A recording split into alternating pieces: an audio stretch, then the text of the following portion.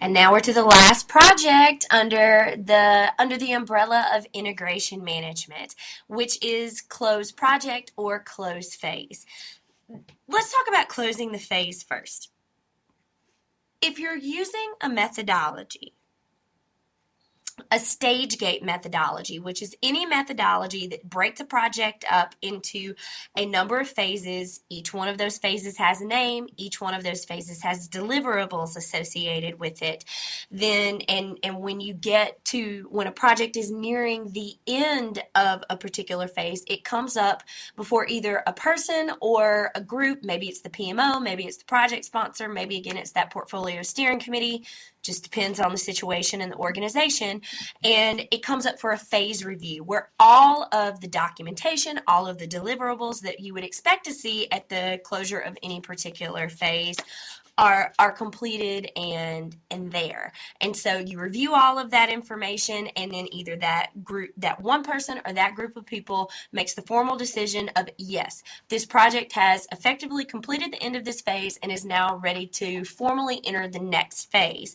That's what phase closure is. It's that process of bringing the phase to completion by demonstrating that you have completed all of the documentation, that you have provided whatever deliverables were expected, those have been reviewed, approved, and bam, you're ready to go. So that's what it's talking about in that first bullet point about reviewing all prior information from previous phase closures, assuming that that process took place. And part of closing down the entire project as a whole is going back and taking a look at each one of those phase closures, making sure that all your I's are dotted, all your T's are crossed.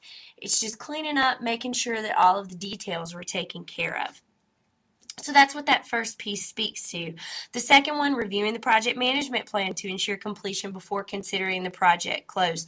Just again, making sure that you've taken care of everything, that there aren't any loose ends still left hanging out there. Just doing the button up on your project. And then the last piece, establish procedures to investigate and document the reasons for actions taken if a project is terminated before completion. Let's face it, we looked at the statistics earlier in the semester.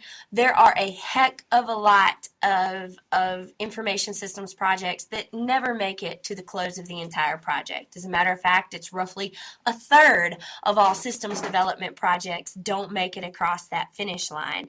And so if that is the case, what this last bullet point is speaking to of, okay, so maybe you don't make it to the launch of your product, but you still need to have documentation of if this particular project was killed at some point along the way, why was it killed? What could have been done to change that circumstance? What learning came out of that?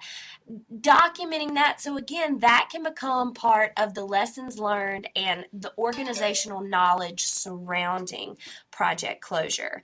And apparently someone is texting me telling me that they want to talk to me, which is incredibly timely and appropriate since we're at the end of this lecture, and I will see you next time for our discussion of project scope management, our next knowledge area to tackle.